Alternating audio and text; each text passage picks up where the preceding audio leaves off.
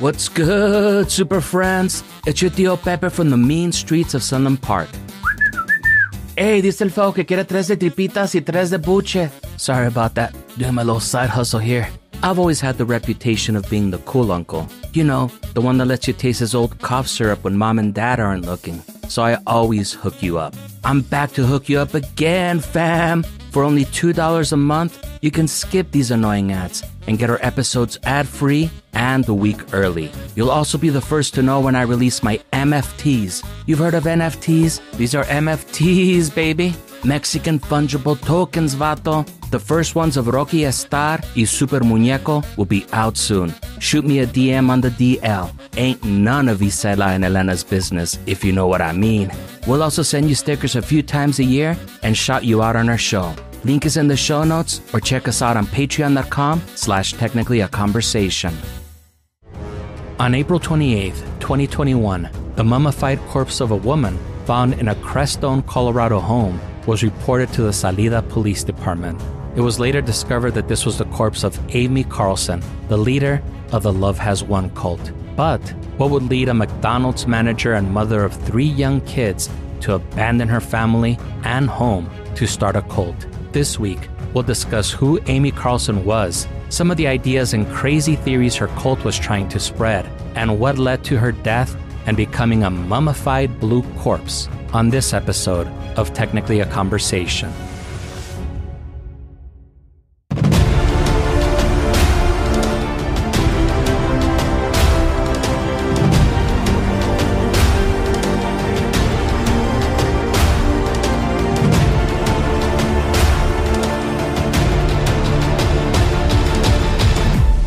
Greetings! You're listening to Technically a Conversation, a podcast where we share an interesting topic or story with each other and hope you find it interesting as well. I'm one half of your host, Jose, and I'm joined today by my lovely co-host, Elena. How are you doing today? I'm doing fabulous. How are you? I'm doing great also. Thank you for asking. There are some kids outside popping firecrackers, so I know that I always tell the tales of the mean streets of Sunland Park. There's no shootings going on. It's just kids playing with firecrackers in case they're audible. Right. I haven't been able to hear him on my end, but thank you for the disclaimer. Appreciate it. I am fine. The NSA, the Migra, the police, they're not rushing through my door trying to get me. Just kids playing firecrackers. Or so we hope. No, just kidding. Yeah. Did I say playing firecrackers? Popping firecrackers. They're playing. They're playing firecrackers. Right, Lena. I have a very serious question for you today. So I want you to think about it very carefully before you answer. You're on an electric boat that's sinking. What do? Do you stay on the boat and get electrocuted or take your chances with the shark 10 yards away? Now, before you answer that, that's probably something that you've never thought of, right? Correct. That's because only this country's greatest mind would think of something as profound as that. Before I play you the answer, what would you choose? Get electrocuted on a boat or take your chances with the shark? Are you also claiming to be this country's greatest mind? I am not. That label is reserved only for one person, and I think you'll understand when I play you the answer. And one person only. Okay, I would say that I would jump off the boat so that I do not get electrocuted and risk the shark that is 10 yards away. You'll risk getting torn in two or whatever by the shark. Well, yeah, because they say that sharks normally won't go for people anyway. Like there's ways to avoid them or fight them off. But an electrical current that's going to electrocute you, I think that's kind of hard to get out of because it kind of like freezes you. You know what I mean? Yeah, I mean, that makes sense. Let me play you the correct answer. Okay. So I said, let me ask you a question. And he said, nobody ever asked this question. And it must be because of MIT, my relationship to MIT.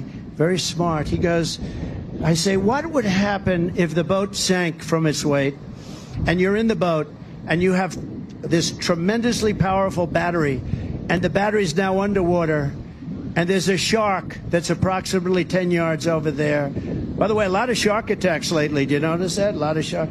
I watched some guys justifying it today. Well, they weren't really that angry. They bit off the young lady's leg because of the fact that they were they were not hungry, but they misunderstood who she was. These people are crazy. He said there's no problem with sharks. They just didn't really understand a young woman swimming now really got decimated, and other people too, a lot of shark attacks. So I said, so there's a shark 10 yards away from the boat, 10 yards. Do I get electrocuted? If the boat is sinking, water goes over the battery, the boat is sinking. Do I stay on top of the boat and get electrocuted? Or do I jump over by the shark and not get electrocuted? Because I will tell you, he didn't know the answer. He said, nobody's ever asked me that question. I said, I think it's a good question. I think there's a lot of electric current coming through that water. But you know what I'd do if there was a shark or you get electrocuted? I'll take electrocution every single time. I'm not getting near the shark. All right, so that's... Okay. Yeah, I know it's quite a rant, but apparently the correct answer is to get electrocuted. Now, let me give you a little bit of context. Did you see the current story of the El Pasoans that went to some resort in Mexico and the poor guy got electrocuted in the jacuzzi? It was like the big story forever. I did, but that's a totally different thing because the jacuzzi was actually hooked up to like an actual power supply to like the electricity. This is a battery. So let me give you a little bit of context. Okay. This was at a Trump rally on Sunday, November 9th. And actually just barely heard about it. I thought it just recently happened, but it's been a while. It's been almost a month from the date that we're recording. He was talking about... Did you say November 9th? June 9th. Oh, I heard November. That's why it was like a month from since we were recording. I was like, wait, what month are you in? Yeah, I'm sorry. I'm running on fumes today. Like I'm like super sleep deprived. So maybe I did say November and I don't know what the fuck I'm saying anymore. My bad. Yeah, I was a little confused. I was like, November 9th, it happened a month ago. I was like... No, it happened June 9th. Okay, gotcha. All right, go. So he was talking about a conversation he was having with a boat manufacturer that was concerned because the government was requiring that boat manufacturers make all electric boats, which, by the way, is not true. Okay. Also, the people in Nevada are landlocked and at no risk of being attacked by a shark while on an electric boat. Now, if this hypothetical situation were to happen, the person on the boat would not get electrocuted because it's a battery. The battery would just short out. Mm-hmm. The reason that nobody had ever asked this question is not because Trump is very smart, so smart, very smart, as he claimed in the story. It's because it's a stupid ass fucking question. It's something that you would expect a second grader to ask or your old senile uncle after kicking back a few drinks on Christmas. And if you're that old senile uncle like I am, stick around till the end. Got a little whiskey pick for you. And, also with the Bloody Mary here, because our last episode was about Bloody Mary. So if you had some Bloody Mary in you, you might also answer incorrectly. But yeah, I mean, that's the reason that people that are driving cars and they go into a body of water, they don't get electrocuted. Well, yeah. The battery just shorts out. It's usually only like 9 or 12 volts, depending on what's needed to start the engine. All right, Anna, enough fucking around. Ready to get started? Well, now that you say it that way, I don't know. No, just kidding. Yeah, ready. Great. Let's get started. Have you ever seen a mummified corpse before? Yes. Oh, please tell. And don't say it's The Thing. No. I actually never saw The Thing. We went to a museum I even told you about it because I told you that there was like a distinct smell when we went into the mummy exhibition. It was like the Egyptian part of the show. Yeah, I do kind of remember that. Was that at Ripley's, believe it or not? No. It was not. It was an actual like museum of natural science, history, blah, blah, blah, whatever. I have pictures of it, but I cannot remember the name of the museum. And it was really, really cool. I mean, it was like 3 or 4 stories and it was in a major. Was it Dallas? It could have been Dallas. I don't know. But yes, I have. Cool. You'll have to share that picture so I can put it in the show notes for our patrons. I will. Yes. Now, have you ever been mummified as far as you could tell? Gee, I hope not. I'm still pretty ripe right now, so probably not.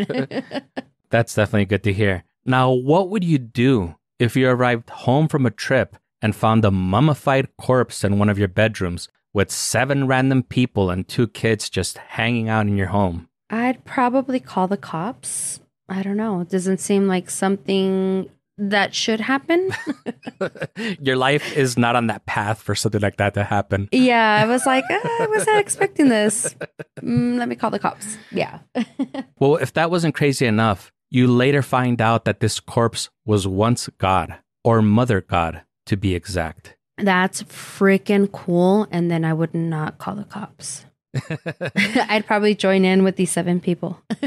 Yeah, no, I know that that's super random, but let me explain. Yes, please. The following is from a Rolling Stone article by Christopher Moyer and a Variety article by Addie Morfoot. Links in the show notes. Show notes. On April 28th, 2021, Miguel Lamboy walked into the Salida Police Department to report an enshrined, mummified corpse was in his home in Crestone, Colorado. He apparently had no knowledge of the death or how the corpse got into his home. When the police arrived at Miguel's home, they found the woman lying on top of a sleeping bag, decorated with Christmas lights. In fact, the whole room was decorated like a child's room, with rainbows, hearts, stars, and stuffed bunny toys on the mantle above the woman's body, as if keeping vigil. The body was in an advanced state of decomposition. The eyes were missing, but the sockets had been dusted with glitter makeup. The skin was blue. 7 adults and 2 children, one of them being Miguel's 2-year-old son,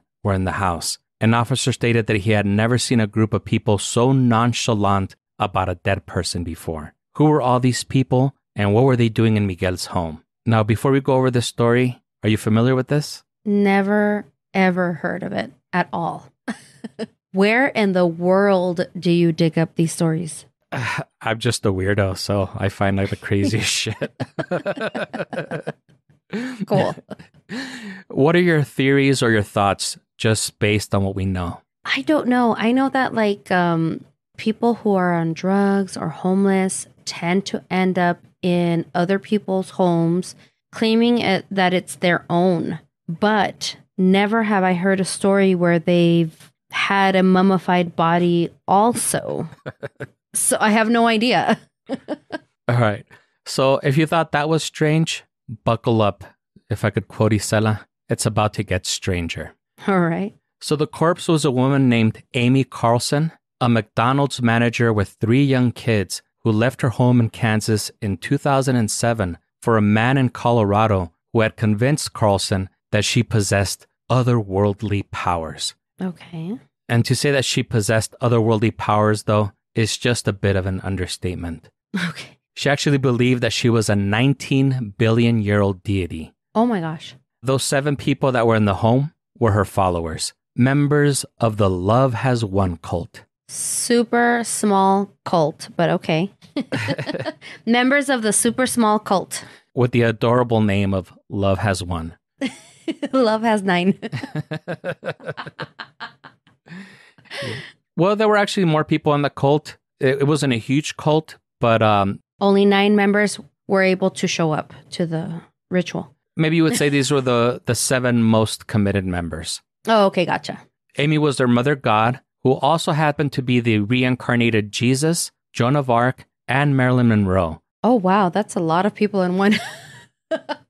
Are you sure she was not also Elvis Presley? She did not claim, as far as I know, to be Elvis Presley, but she did claim to be spiritually connected to late actor Robin Williams. As you can see, she was very modest. She was very modest. Together, Amy and her members supported themselves on donations and selling crackpot healing remedies and cures. At their peak, Love Has Won had amassed a few dozen core members that resided together in person and an estimated 100 to 200 ambassadors or remote followers that stayed connected online through Facebook and group chats on Skype. There were also auxiliary group meetings in Australia, South Africa, and Central America, although the numbers of those members weren't disclosed in either article. Now, let me tell you, Lena, these people believe some crazy-ass fucking shit. Well, I can already tell. Yeah, and I'll discuss that in a bit. Okay. Amy's goal was to lead 144,000 believers into the awakened 5D plane of existence, leaving behind the shackles of the broken 3D world, whatever the hell that means. Those that were left behind would be destroyed and their energies would be recycled into the sun. So I like that they were a little bit eco-friendly. Yeah, a little bit. Love Has Won was always clear that ascending into the 5D world involved taking their physical bodies, not dying. They also didn't believe in life and an afterlife in the traditional sense. They were both part of the same reality. Amy herself was expected to ascend into a starship or portal in the ocean. In this mass delusion, Amy's body acted as a filtration system, cleansing the world of negative energies and low vibrations, which apparently are a thing, and this all caused her indescribable physical suffering. All the world's external suffering had to be played out physically upon Amy's body. Amy's followers believed that if Amy died, everyone on the planet would also die, so they shielded her from damage through their faith and right action. So, no pressure, right? Right. Amy was not supposed to physically die. It was always possible that she would, but that was never the plan. So let's talk about how she died, how we got to this moment in the story, and some of the crazy things that they believed in. You think they believed in some crazy shit? We haven't even scratched the surface. All this after a quick commercial break.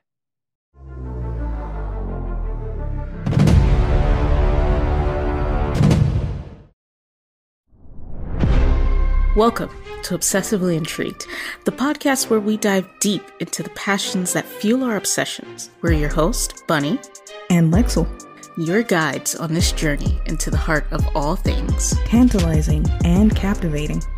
We're here to explore the hidden gems of pop culture. Each episode is a ticket into a realm where curiosity knows no bounds. We're not just your host, we're your fellow seekers. Because, let's face it, we're all a bit obsessive about something. And here, that's not just okay, it's celebrated. So, if you're ready to unplug from the ordinary and dive into the extraordinary, you're in the right place. Let's hop into it. This is Obsessively Intrigued. Hello, and welcome to our podcast. In Season 1, we'll be exploring NBC's TV show Hannibal, where we are revisiting and sharing our thoughts about the show.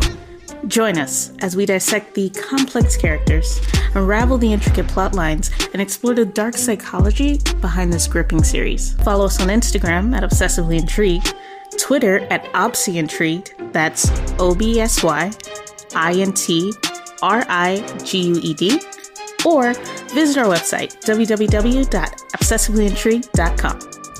We'll see you in the circle of obsession. Hello, I'm Joe Landry. And I'm Laurie Olford. And we are the hosts of Alien Talk Podcast. It's a show where we discuss all things concerning aliens and UFOs, and where we push the very limits of our understanding about the concept of extraterrestrial life and paranormal phenomena. Yeah, we set out to seek the truth and find the facts pertaining to highly discussed issues about the ancient astronaut theory, the contemporary thinking in the field of ufology, and even matters involving the supernatural and the miraculous. With each episode, we delve deeply and systematically into fascinating discussions that surround such topics. It's an insightful podcast for insightful minds. We're two Arizona police detectives and former Christian ministers who are well-versed both in the studies of the Bible and in the methods of analytical investigation.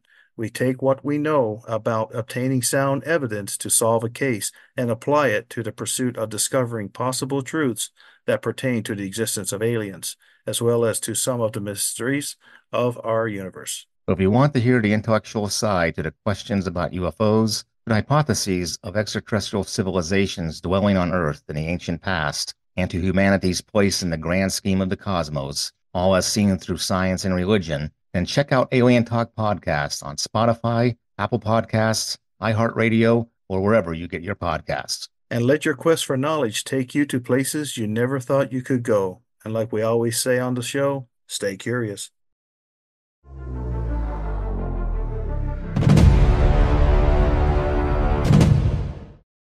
And we're back. We're back. Did you start any cults during our break? I thought about it, but I didn't, no. Did you ascend to any starships? I did. I think that's what was going on. Did you communicate with the spirit of Robin Williams, our generation's most revered prophet? No, I was not communicating with Robin Williams. Darn it. What are your thoughts so far? I know that I kind of steamrolled through that a little bit, but now I want to know what you're thinking. Craziness. I don't know. It's a little, far-fetched. It's a little crazy out there. I want to hear the rest now.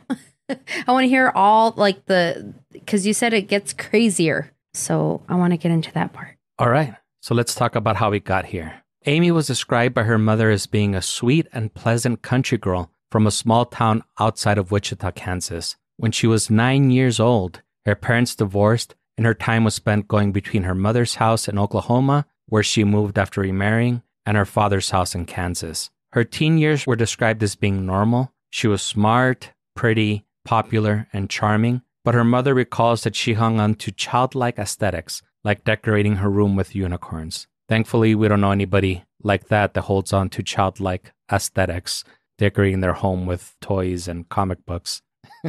Sure. So she relocated to Dallas and later Houston, where she flourished in a suburban, middle-class lifestyle and participated in her church choir and theatrical plays. According to Love Has One lore, however, Amy's divinity started when she was 4 or 5 years old. That's when Amy claims that she was talking to angels and her family took her from church to church seeking advice from pastors. As parents often do with most 4 or 5-year-olds. Yeah, of course. Why not? In one instance, she was even thrown out of church because the pastor said something about Jesus that wasn't true, and she yelled to the pastor that he was lying. And of course, Amy would know because remember, she was also Jesus. Oh, okay. I was going to say, how does she know it was not true? Oh, I forgot about that part. My apologies. Now, her family denies that this ever happened. They do admit, though, that Amy wasn't very maternal. Amy had been married and had 3 kids. After her divorce, she had no warmth and had no problem leaving her children with other people. She was very disconnected from her kids. I hate that. Sorry. You know what? Weird little side note. But today I was I was driving home from doing an errand and a song came on and it reminded me of Elias because he likes to belt out songs that he likes. So it reminded me of him. And then in turn, it reminded me of a memory of Adan when he used to also be little like Elias and he would sing these songs at the top of his lungs. And I remember thinking to myself, how fortunate I am to be a mother and to feel like I'll cry easily. I'm very sentimental. And I just remember thinking this great love in me and just thinking how great it is to be a mom and to feel these emotions and to hear or to see or to read about, because I read it a lot, of mothers or parents or whatever doing things to their kids. I just can't. I cannot grasp or fathom it because for me, it's such a blessing. You know what I mean? So anyway, move on. That was just a little side note. No, that's fine. And thank you actually for sharing. It does seem very weird that even though I don't have any kids, I can't imagine myself just leaving them with the first stranger. I think that would be an automatic red flag. Our parents didn't even want to leave us with family members almost. So imagine a stranger. Yeah, that was very strange. But as we'll find out, that wasn't the only thing that was kind of strange about Amy. Now, in the mid-2000s, she got into New Age spiritualism and became a regular on the lightworkers.org forums. It's here that she met a man named Amaranth White Eagle, who became the first father god to her mother god. On September 1st, 2007, she posted on the forum that while cleaning the kitchen, she heard a voice that revealed to her that she would one day become president of the United States. White Eagle told Amy that was God, and this was the beginning of her spiraling into madness and leaving her old life behind and severing her connection with those that she'd known before. Amy relocated to Colorado to fulfill her mission of awakening every human on the planet. Remember Sagwatch, Colorado, where our old friend Alfred Packer ran his little operation? Yeah. That's where Amy went. Okay. Yeah, I would have gone there too, Just kidding.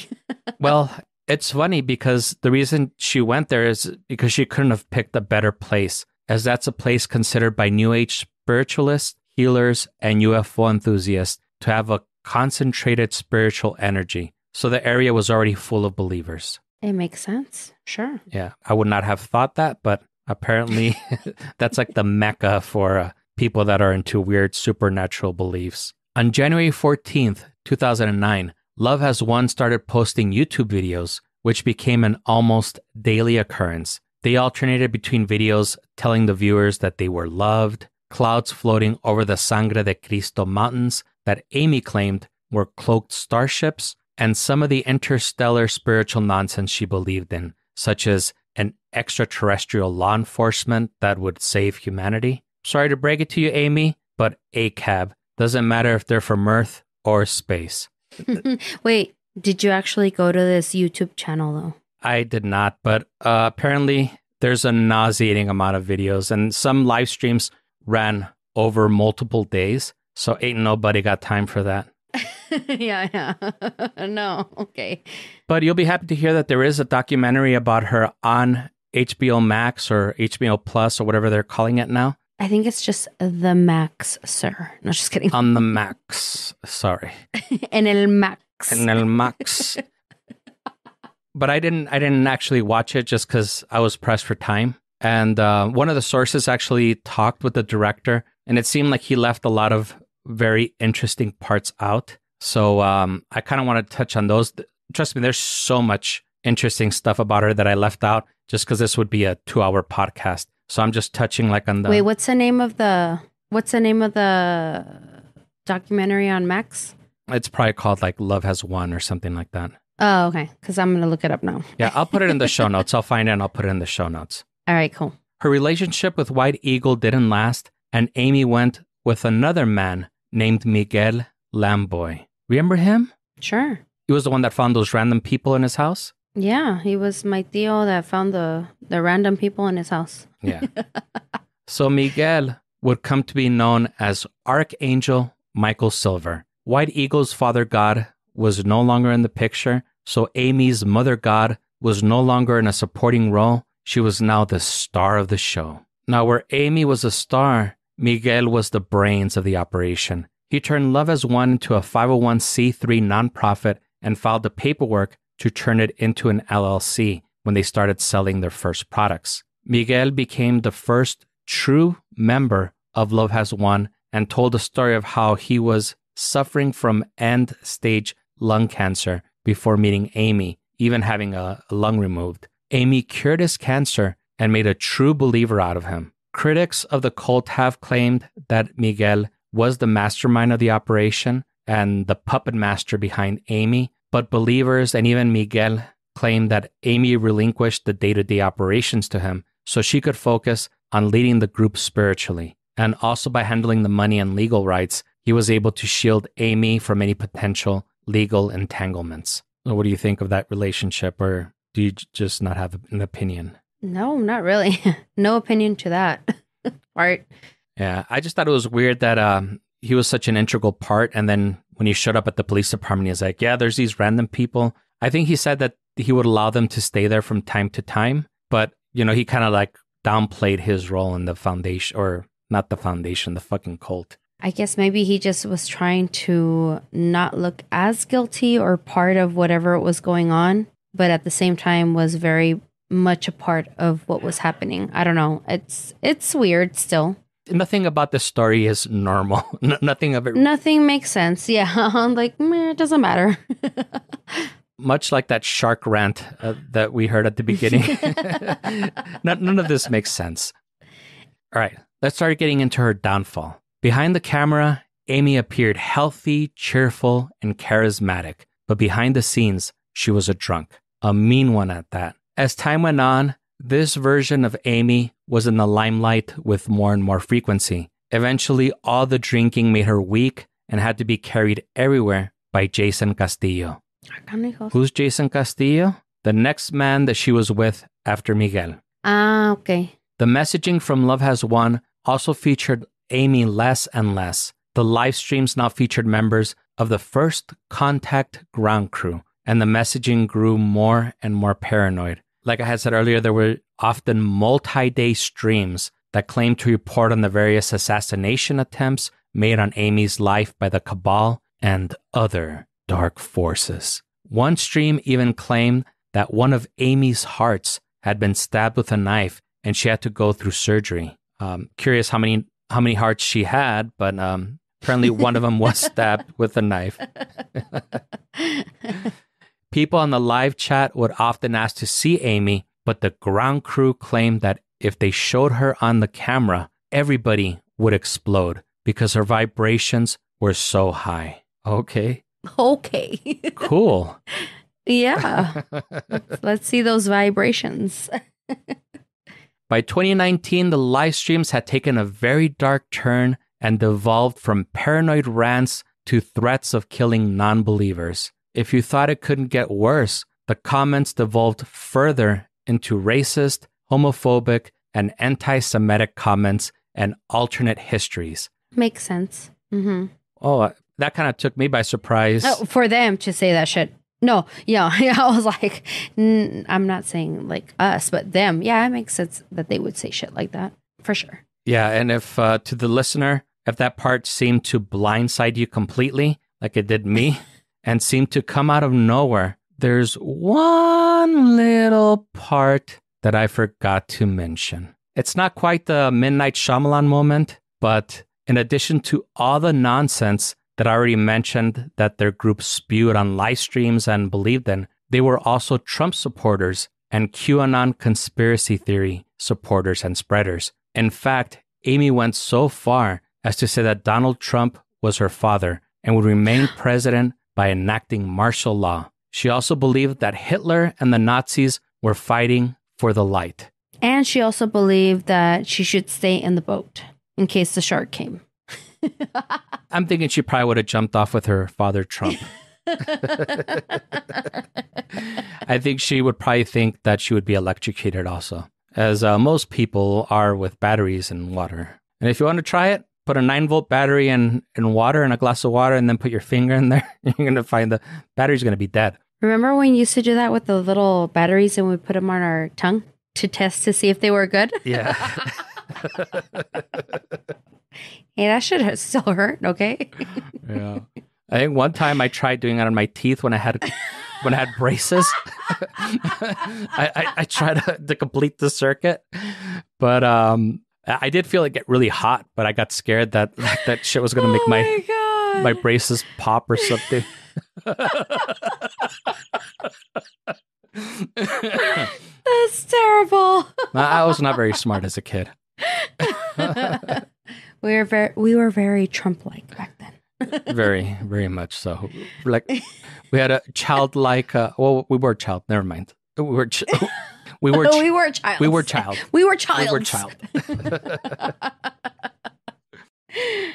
Some of the other QAnon conspiracy theories that the group spread was that the global elite were eating our children and that Trump was working behind the scenes to fight the cabal. Some QAnon groups weren't just eager to engage with the cult, they were also eager to donate. And one of the QAnon Telegraph channels had roughly 35,000 members and included a mixture of QAnon and Love Has Won content. Like I said, I could literally go on and on, but I didn't want to end the show without talking about a lot of the injustices the Love Has Won members were subjected to. They would take turns putting members in the hot seat, and everyone was encouraged to bombard the members with accusations and criticisms of behavior seemed inappropriate. I thought you were going to say the hot tub. In the hot tub, oh, never mind. I was going to make a fucked up joke about what you had said earlier. Yeah, I know. Like, but never mind. Yeah, I know. In the hot tub time machine. Stupid. And this was done to erode their confidence and sense of self. Members were expected to live celibate lives free of romantic relationships. They were encouraged to cut ties with unsupportive family members. Amy and Jason would control the members' food intake and sleep schedules. And the members' money also became Mother God's money and was used to fund Love Has Won projects. Why would anyone subject themselves to this? New members of Love Has Won would initially be love bombed. which is a term used by psychologists and cult recovery experts to describe the showering of newcomers and potential recruits with hyper-friendly, hyper-empathetic attention in order to win them over. So they felt super cared for, deeply understood, and overwhelmingly welcome. And one former member stated that the first 2 weeks were the happiest time of their life. In addition to the hours of live streaming, members wrote blog articles, performed online consultations,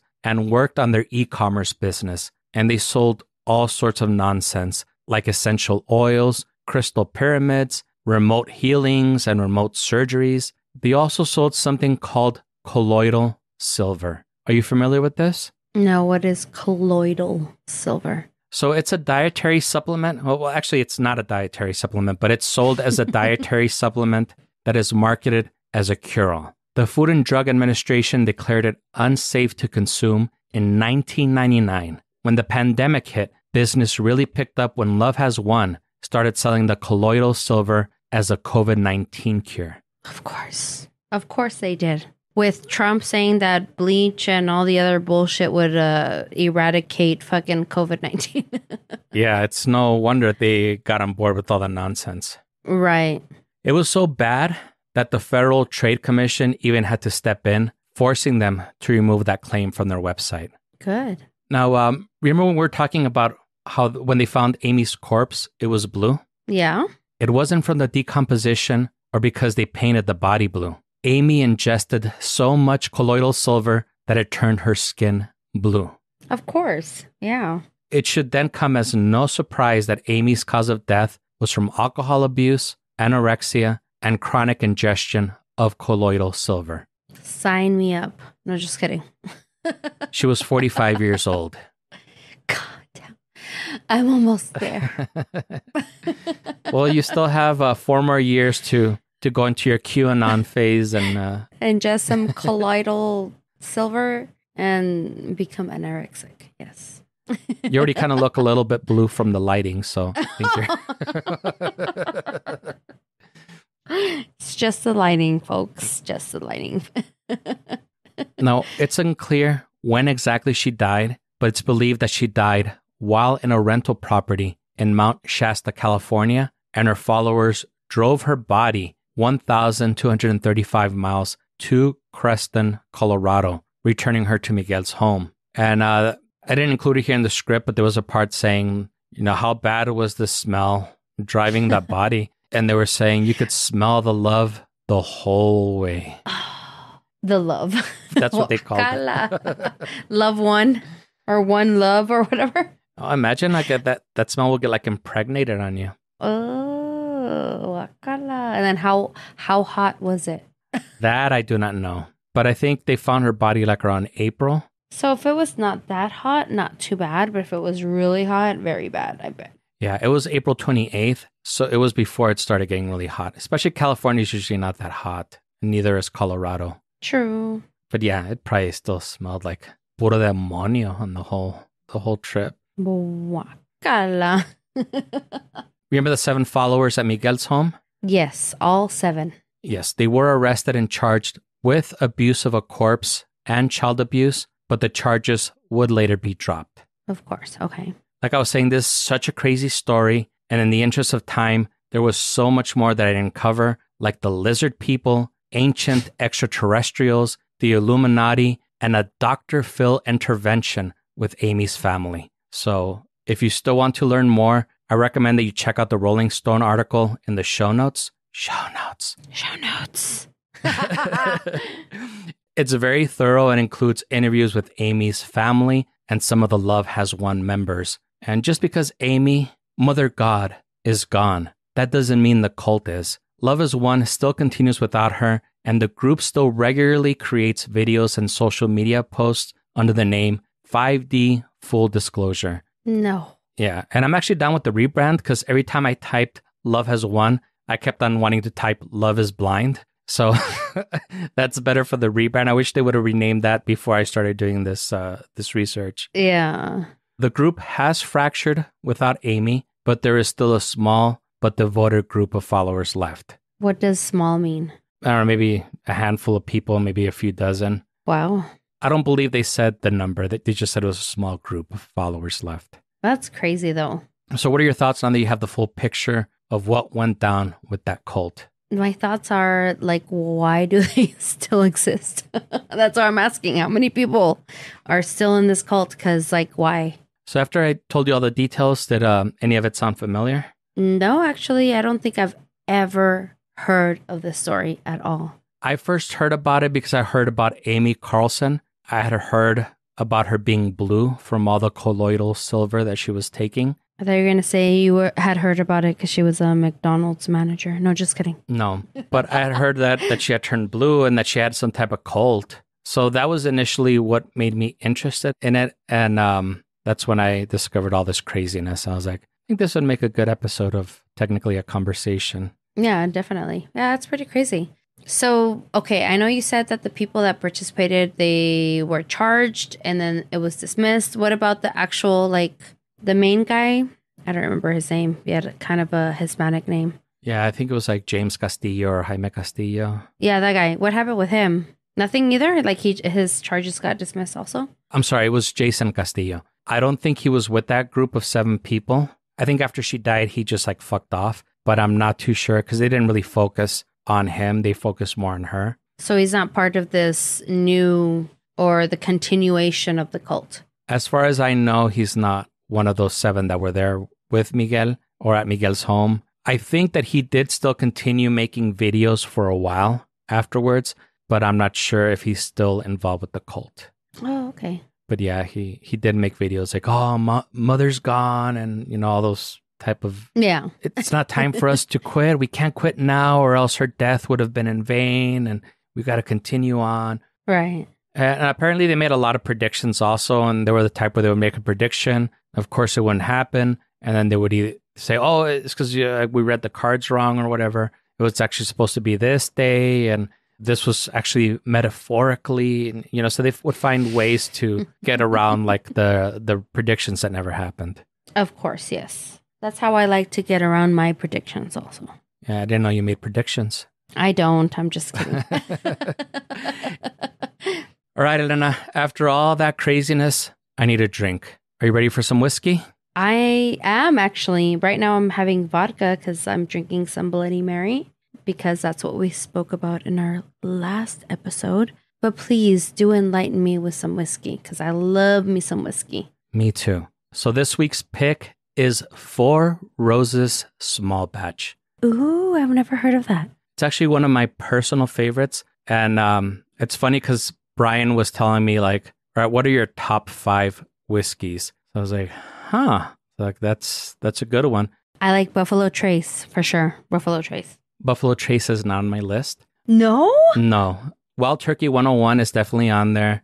This one right here, Four Roses Small Batch. The last one that I talked about, Penelope Toasted, that one is on there. And I was like, after that, like it gets kind of hard to pick them. Probably 1792 Bottled and Bond. That one is definitely on the list. But like number 5, it's hard. It's hard for me to come up with something. Maybe the Weller Special Reserve might be on there, or maybe Old Granddad Bottled and Bond. But I don't know. But I know that definitely those 4 are on it. And I was like, I haven't talked about any Four Roses bourbon. One of my favorites that changes today. And this one actually has a great story behind it. Who knows if it's true or not, but it's a story the company tells, and I've heard others on YouTube tell a similar story. And like a lot of good stories, it's a love story. Do you like love stories, Elena?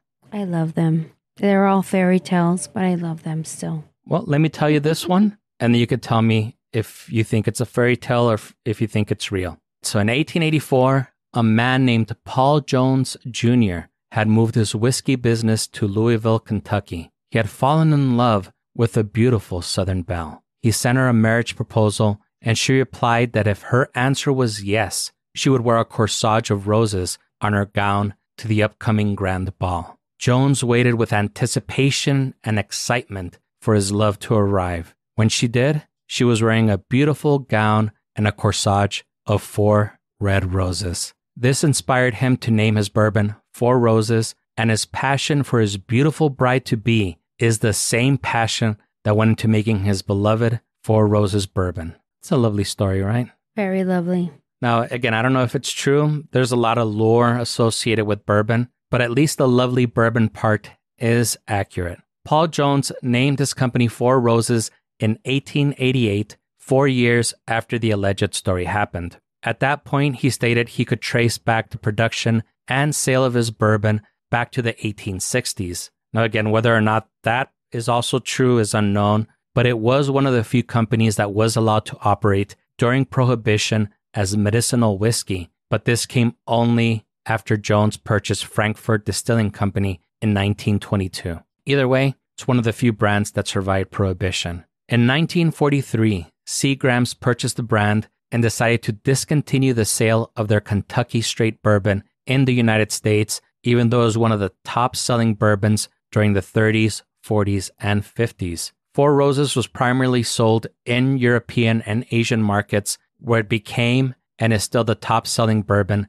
in both Europe and Japan. They didn't stop selling whiskey altogether in the US. There was a blended light whiskey that they sold during that time by Seagram's under the Four Roses name, but from everything that I've read, it was trash, and it kind of hurt the reputation a bit. Travelers that were in the know, however, knew the good stuff was in Europe and Japan and would often import it while overseas. In February of 2002, Kirin Brewery purchased the Four Roses bourbon brand, and shortly after, the good stuff was sold once again in the United States, quickly becoming one of the most notable bourbons in the country. Which is weird because I've never heard of it, but now I want to try it for sure. Well, you haven't been to my house in a while, but it is one of my favorites, and I think it's the only bourbon company where I own all the bottles that they make, from the bottom shelf 80 proof Kentucky Straight bourbon to their 90 proof small batch. I have their 100 proof single barrel and their 104 proof small batch select. Nice. And I know that I'm about to commit heresy here because the consensus is that their 100 proof single barrel is one of the best bourbons that you can buy, period. But before you throw me to the lions for committing blasphemy, hear me out. For the money, the 90 proof small batch is where it's at. And I don't know if I have a bias because it was one of the first Four Roses bourbons that I ever tasted, or it was the first premium over $30 bottle that I ever bought. But this is the Four Roses bottle that I always reach for and always keep in stock. I didn't always feel that way though. When I first bought it, I kind of had buyer's remorse. I remember when I first shared it with my whiskey club, it was like, oh, I don't know about this one. It doesn't taste bad, but I just don't know if I like it. Then one day, I just woke up out of the blue. I was a new person and I just craved the taste. I don't know if something changed in my brain or maybe I got... It was that One Love cult. Might have been the One Love cult. Or maybe I have that worm in my brain like Robert Kennedy Jr. El Tinutis. Yeah, I don't know. Maybe I tried drinking it too soon into my bourbon journey and I wasn't physically, mentally, and sexually mature enough to understand it. Ay, sexually. Cálmela. But ever since that one day that I just craved it out of the blue, when I'm craving Four Roses, nothing else will satisfy. Oh, wow. Okay. Yeah, it's really good. I'll make sure next time we get together, I'll give you some. Yes, I am very, very interested. Adan was just recently in a quinceañera, and they had asked us, as a thank you for all the parents, we're going to give you all a bottle, as our thanks. What do you guys want? So I just put whiskey/bourbon. So they gave us Maker's Mark, and it's fine. It's fine. I mean, that's what we had. It was good for not actually asking for a brand. But obviously for me, the first thing that came to mind, I was like, I want Buffalo Trace. But none of us put a brand, none of us, whatever. It's cool. My friend Berenice, which she got a Crown Royal, and I was like, cool. It's a little bit higher up, right, where I got. But, we enjoyed it. We had fun. But I can say I've never heard of that Four Roses or whatever it's called. Las Tres... What's it called? The one with the cholos? Yeah, that's the... Tres Flores? Tres Flores, yeah. I've never heard of that. Probably the reason why you never heard of it is because this was the type of stuff... Because again, they didn't sell the good shit until a few years ago here in the US. So the only thing they had was that light whiskey. And I'm assuming they were trying to appeal to like the Bud Light and the Natural Light. So it was... Natural. Yeah, so I mean, it was trash whiskey. Like that's like the shit, like even now, like sometimes like I'll be talking to like people that, you know, I go to Specs every other week. So like I'm starting to know like the people that work there and some of the people that are regulars there. And I know one time we were talking about it. It's like, what do you recommend? And I was like, you got to get the small batch. And they were like, Four Roses is like the shit like my dad used to drink. And it's like, no. It's not the same shit. Like that shit was trash. This is the good stuff. Don Pedro? Yeah, no, this is not Don Pedro, and it's not a Presidente. It's not any bullshit. Now, there is no age statement on the bottle, but Four Roses claims that it's aged 6 to 7 years. They describe the tasting notes as ripened red berries and dried spices, and the finish is smooth, soft, and long. That's what she said. And that's what I was going to say, and that's what she said. And for me, I think one of the things I like about it is that it's sweet, but it's not overly sweet. I would actually describe the taste as being more subtle than some of the other bourbons that I've mentioned. And I actually get more of a sweet, oaky, floral taste than berries. But it's one that's, again, real subtle. It doesn't slap you over the face with it. It's subdued. But what if I want to be slapped over the face? Then definitely do not get this one. If you do want to be slapped over the face, probably my second favorite is the Four Roses Small Batch Select. Oh, Select. That one is 104 proof. Oh. That one has all the bite that this one doesn't have. And that one will smack you on the face. And sometimes I do want to be smacked on the face, so I will reach for that one. But again, this one is more subdued, more nuanced, more laid back. That's what I want sometimes. Something that tastes good, but it's not going to overwhelm me. And I can take my time with it and enjoy it as a whole rather than my taste buds getting blown the fuck out by one single flavor. I don't know if that makes any sense. It sure does, yes. And it's $35 in our area. And for that amount, I think it's an easy buy recommendation. Yeah, I agree. It's good. You definitely have inspired me in wanting to taste it. You got to come over one of these days. We can have a lot of fun, like tasting different stuff. And that way you don't have to commit to buying full bottles. The Select, that one I think is about $60. So it's almost twice as much. But again, that one is really, it is very flavorful. It's like the same as the Small Batch Select, and it's raised to like 11. If this one is maybe like a 7, the other one is raised to 11. I'm going to say the next time I have a 3-day weekend, I'm going to go and do all that, and then I'm going to spend the night. Because there's no way I'm going to drive home. I've got a spare bedroom here for you whenever you need it. We got this.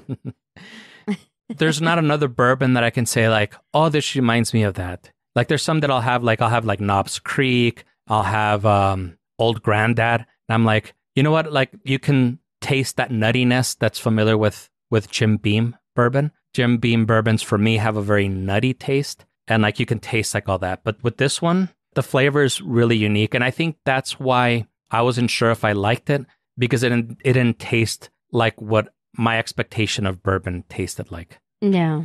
And that's about it, because I can talk about this bourbon forever. And with that, well, before that, special shout out to our super homies, super friends, Sophia, Natasha, Eric, Angie, Eli, Madtown Charity, Katya, Victor, Christine, and Josh. And we also want to welcome Amy Carlson. No, I'm just kidding, not Amy Carlson. The mummified Amy Carlson. The mummified blue Amy Carlson. No, totally kidding. If you want to be super cool and help support the show, get the episodes a week early and ad-free. Get your name shouted out on the show and get some stickers from us a few times a year. Check us out at patreon.com/technicallyaconversation or check the show notes. Show notes. Best of all, it's only $2 a month, baby. You can't even buy cigarettes or colloidal silver for that. You can't. Since Elena said you can't, we hope that you enjoy the show and you join us again next week. If you're enjoying the show, leave us a review, tell a friend, and subscribe wherever fine podcasts are sold. Follow us on the socials at GreetingsTAC. Email us at greetingstac@gmail.com or leave us a voicemail at 915-317-6669. If you have a story of your traumatic life in a right-wing conspiracy theory spreading cult to share with us.